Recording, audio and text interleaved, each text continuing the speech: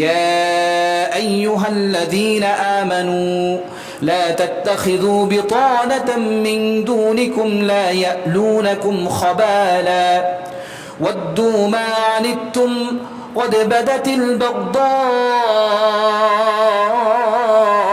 من أفواههم وما تخفي صدورهم أكبر قد بينا لكم الآيات إن كنتم تعقلون আল্লাহ তাআলা বলছেন ইয়া আইয়ুহাল্লাযিনা আমানু, হে ঈমানদার মুমিনগণ, লা তাত্তাখিযু বিতানাতাম মিন দুনিকুম লা ইয়ালুনাকুম খাবালা, তোমরা নিজেদের ধর্মের ক্ষেত্রে নিজেদেরকে ছাড়া অন্য কোন ধর্মের অনুসারীদেরকে নিজেদের বন্ধু রূপে গ্রহণ করো না। আর যদি গ্রহণ করো তাহলে তারা মনে মনে সবসময় তোমাদের ধ্বংস কামনার মধ্যেই লিপ্ত থাকে। তারা সবসময় চায় যে তোমাদের ধ্বংস হয়ে যাক, তোমাদের ক্ষতি হয়ে যাক, এটাই তারা চায়। ওয়াদ্দু মা আনিতুম, যদিও তোমরা মনে করো যে তাদের কাছে গেলে বোধ হয় তোমাদেরকে অনেক কিছু দিয়ে দিবে, সাময়িকভাবে দেখা যায়, কিন্তু তারা তোমাদের ধ্বংস কামনা ছাড়া কখনোই তোমাদের কল্যাণকর কোনো কিছু তোমাদের কাছে চায় না। قد بدت البغضاء من أفواههم, মাঝে মাঝে তারা মুখে এটা বলেই ফেলে। এই দেখেন, ইসরায়েলে কিছু জাহাজ গেছে, আপনারা অনেকেই খবরে দেখেন, ফ্লোটিলা জাহাজ, ইতালি থেকে কিছু জাহাজ গেছে। হ্যাঁ, ইতালি সরকার যদি তাদেরকে যাওয়ার জন্য স্পেস তৈরি করে না দিত তাহলে কি ওই জাহাজগুলো আসতে পারতো না। কিন্তু ইসরায়েল আসার পরে তারা আটক হয়ে গেল। এখন আটক হওয়ার পরে এখন ইতালির যে সরকার, উনি কি বলতেছে, সাথে সাথে বিপরীত করে, এরা বাড়াবাড়ি করে কেন গেল, তাদেরকে এই বাড়াবাড়ি করতে বলছে কে, এখানে হস্তক্ষেপ করতে বলছে কে, সরাসরি মুদ্রা বলে ফেললো। বলে এরকম তারা তাদের সত্য কথা মাঝে মাঝে মুখ দিয়ে সরাসরি বলে ফেলবে। তবে ওয়ামা তুখফি সুদুরুহুম আকবার, তাদের অন্তরে যে সমস্ত খারাপ আছে, যে সমস্ত ধ্বংসাত্মক জিনিস তোমাদের জন্য সারা বপন করে, এটা আরো বেশি মারাত্মক, যদিও তোমরা জানো না। আকবার, আকবার মানে কি, আল্লাহু আকবার, আল্লাহ সবচেয়ে বড়, ওই আকবার এখানে ব্যবহার করছে। এটা সাধারণ কোনো আকবার না। তারা মনে মনে তোমাদের জন্য যে ধ্বংস লালন করে, সেই ধ্বংস আরো বড়। এটা কোনো মানুষের বানানো কথা আমি বলতেছি না, কোনো হাদিসের কথাও না, সরাসরি কোরআনের কথা। সূরা আলে ইমরানের 17 নম্বর আয়াতে আল্লাহ বলতেছেন, আরে বেটা, পূজার মণ্ডপে যাও, তাদের কাছে ভোট চাইতে যাও, আর ফতোয়া ঘুরায় ফেলাও, সাবধান। قد بينا لكم الآيات إن كنتم تعقلون, আমি তোমাদের কাছে সুস্পষ্ট বিধান বর্ণনা করলাম, যদি তোমার বিবেক থাকে তাহলে বুঝে নাও, আর নাইলে ধ্বংসের মধ্যে পতিত হয়ে যাও। স্বয়ং আল্লাহ বলতেছে কোরআনের ভিতরে।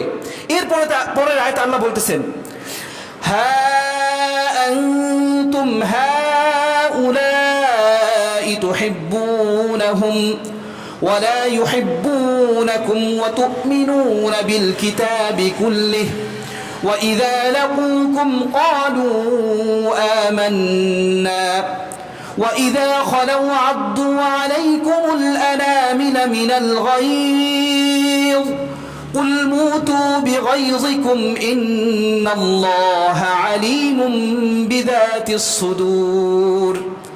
আরে বেটা, তোমরা তো তাদেরকে মহব্বত করো, ভালোবাসো, এই জন্য তাদের কোনো ক্ষতি হয়ে যাক এটা তোমরা চাও না। তাদের কাছে ভোট চাইতে যাও, পূজার মণ্ডলে যায় শুভেচ্ছা চাইতে চাও, হ্যাঁ, এবং তাদের এইটার আবার ব্যাখ্যা করো, শুভযোগ ইচ্ছা সন্ধি বিচ্ছেদ করে করো। তোমরা জানো, তোমরা যদিও তাদেরকে মহব্বত করো, হা আনতুম হাউলাই তুহিব্বুনাকুম ওয়া লা ইউহিব্বুনাকুম, কিন্তু তারা তোমাদেরকে মহব্বত করে না। ওয়া লা ইউহিব্বুনাকুম, তারা তোমাদেরকে মহব্বত করে না। ওয়া তু'মিনুনা বিল কিতাবি কুল্লিহি, তোমরা আসমানীয় যত গ্রন্থ আছে 104 খানা গ্রন্থ, সব গ্রন্থের উপর ঈমান রাখো, কিন্তু তারা সব গ্রন্থের উপর ঈমান রাখে না। ওয়া ইযা লাকুকুম ক্বালু আমান্না, আর যখন তোমাদের সাথে দেখা হয়, সাক্ষাৎ হয়, তারা বলে আমরা তোমাদের সাথে আছি। কোনো চিন্তা নাই, হুজুর ভোটে দাঁড়াইছেন তো, আপনি তো বিশাল বড় মুফতি সাহেব, আপনার পিছনে অনেক মানুষ ঘুরে। আরে নেতা, কোনো চিন্তা নাই, আপনি মুসলমান হয়েছেন, কি হয়েছে, ভোটটা আপনারই দিব, আপনি অনেক ভালো। পূজার মণ্ডপে যাইয়া তাদের নাচ গানে যে অংশগ্রহণ নেয় বিশাল বড় মাওলানা, হ্যাঁ, নাচ গানে অংশগ্রহণ নাই, মেয়েরা নাচতেছে, আরো খারাপ খারাপ কত কিছু পূজার মণ্ডপে যায় করতেছে, হ্যাঁ, মনে করতেছে যে মনে সব তার দলে পড়ছে। এই কথা তো কোরআন শরীফ আল্লাহ 1400 বছর আগে বলে দিয়ে গেছে বেটা। ওয়াইদা লাকুকুম, যখন তোমাদের সাথে সাক্ষাৎ হয়, তাদের কাছে তোমরা যাও, ক্বালু আমান্না, তারা বলে আমরা তোমাদের সাথে আছি, কোনো চিন্তা নাই। ওয়াইদা খালাউ আদ্দু আলাইকুমুল আনামিলা মিনাল গায়ব, আর যদি তাদের কাছ থেকে তোমরা সইরা এসে পড়ো, সাথে সাথে দুইটা কুকুরের বাচ্চাকে গালি দিতেও তাদের দ্বিধা লাগে না। আসছিল আমাদের মন্দিরটা নাপাক করে দিয়ে গেছে। কি কথা বিশ্বাস হয় না? দেখেন গোবরের ওই মুখ দিয়া কতবার ওটা পাক করছে যায় দেখেন, হয়তো আপনার অজান্তে আপনি জানেনই না। এর বিশাল বড় ইতিহাস আছে, এটা আমি নিজের থেকে বানাই বলি নাই। আপনারা বন্ধবিঙ্গু যে আত্মজীবনী লেখছে ওইটার মধ্যে পাবেন। উনি লেখছে যে হিন্দুরা মুসলমানদেরকে তখন মনে করতো লেচ্ছো। লেচ্ছো কারে বলা হয় জানেন? যদি কোনো মুসলমান ওই কোনো হিন্দুর বাড়ির উপর দিয়া যাইতো, ওই বাড়ি 7 বার তারা গোবর দিয়ে ধুইয়া পাক করতো। এমন তারা যদি বাড়ির সামনে দরজার সামনে আসতো, সারা ফিক্কা দিত, এই এটার উপরে দাঁড়া, উঠানের মাটির উপরে পাড়া দিস না। এই কথা কোরআন শরীফে 1400 বছর আগে আল্লাহ বলে দিছে। ওয়াইদা খালাউ, আর যখন তোমরা তাদের কাছ থেকে খালি হও, সরে আসো, খালাউ ওই তো বাংলা শব্দই, খালি হও, সরে আসো, আদ্দু আলাইকুমুল আনামিলা মিনাল গায়ব, তারা তাদের আঙ্গুল কামড়াইতে থাকে আর তোমাদের প্রতি আক্রোশ ঝাড়তে থাকে। কুল মুতু বিগাইযিকুম, এবার আল্লাহ বলতেছে তাদের প্রতি দোয়া করা শিখাই দিতেছে আল্লাহ। কুল, হে মুসলমানরা তোমরা বলো, মুতু বিগাইযিকুম, তোমরা তোমাদের আক্রোশে মরতে থাকো, যে আমাদের প্রতি যে রাগ ক্ষোভ এটা নিয়ে তোমরা মরে যাও। ইন্নাল্লাহা আলিমুম বিযাতিস সুদূর, তোমাদের কাছ থেকে মুসলমানরা সইরে আসার পরে তোমরা যে তাদের নিয়ে ভিন্ন ষড়যন্ত্রে লিপ্ত হও, এটা সম্পর্কে সব আল্লাহ জানে। কোরআন শরীফে এর পরের আয়াতেই আল্লাহ আরো স্পষ্ট করে বলে দিছে, ইন তামসাসকুম হাসানাতুন তাসুহুম ওয়া ইন তুসিবকুম সাইয়্যাতুন ইয়াফরাহু বিহা। ইন তামসাসকুম হাসানা, যখন তোমাদের কোনো কিছুতে ভালো হয়, কল্যাণ হয়, অনেক ভালো কিছু কইরা ফেলো তোমরা, উপরগতভাবে যদিও দেখো তারাও তোমাদের সাথে সাথে খুশি হয়েছে, কিন্তু না, তারা বরঞ্চ অনেক দুঃখে আক্রোশে তখন ভিতরে ভিতরে কামড়াইতে থাকে নিজেরে। ইন তামসাসকুম হাসানা, যখন হাসানা শব্দের অর্থ হলো ভালো, কোনো কল্যাণকর কাজ তোমাদের দ্বারা সংগৃহীত হয়ে যায়, তোমরা নেতা হয়ে যাও, ভালো কিছু হয়ে যাও, তোমাদের সাথে তারা নাচে, তার মানে তারা কি হয় নাই, খুশি হয় নাই, বিতর্কতভাবে তাদের পুইরা যেতে থাকে। ওয়া ইন তুসিবকুম সাইয়্যা, আর যখন তোমাদের কোনো খারাপ কিছু হয়ে যায়, তোমরা কষ্টের মধ্যে পতিত হও, অনেক খারাপের মধ্যে বিপদের মধ্যে পতিত হও, তারা অনেক খুশি হয় ভিতরে ভিতরে। ইয়াফরাহু বিহা ওয়া ইন তুসিবকুম সাইয়্যাতুন ইয়াফরাহু বিহা। সুতরাং তাদের এই ধোঁকায় পড়ো না। ওয়া ইন তাসবিরু ওয়া তাত্তাকু লা ইয়াদুররুকুম কাইদুহুম শাইআ। এবার আল্লাহ মুসলমানদেরকে আদেশ দিতেছে, এই সমস্ত হিন্দু খ্রিস্টান বৌদ্ধ তাদের রাজনীতি বাদ দিয়া, তাদের কাছে ভোট চাওয়া বাদ দিয়া, তাদেরকে শুভেচ্ছা জানানো বাদ দিয়া, এই সব নেতানীতি বাদ দিয়া ধৈর্য ধরো। ওয়া ইন তাসবিরু, ধৈর্য ধরো খেলাফতের জন্য। ওয়া তাত্তাকু, এবং মনের ভিতরে তাকওয়া অবলম্বন করো, আল্লাহর প্রতি ভীতি আনো, এই সব কিছু বাদ দাও।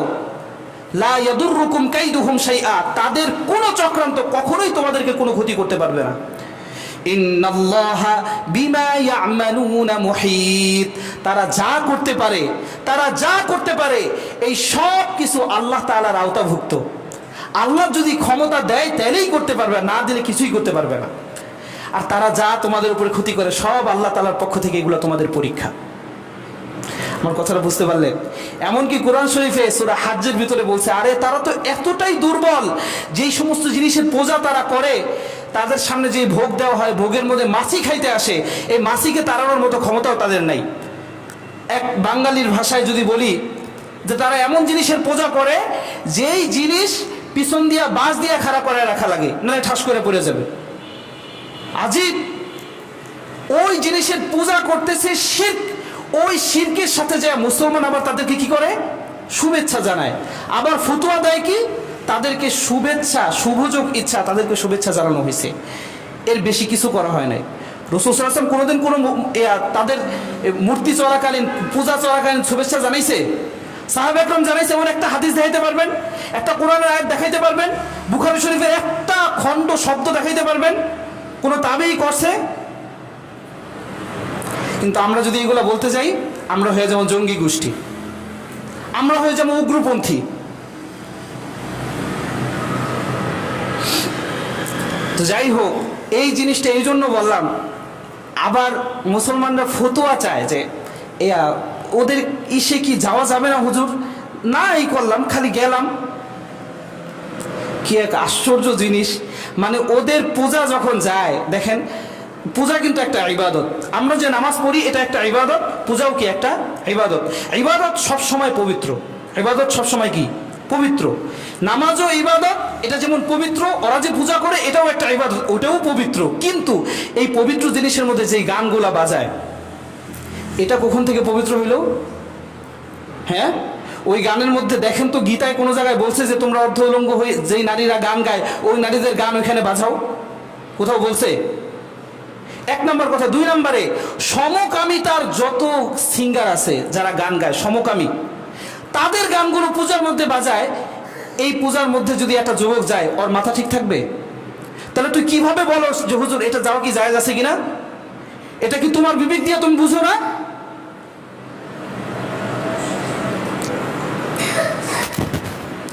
সাবধান।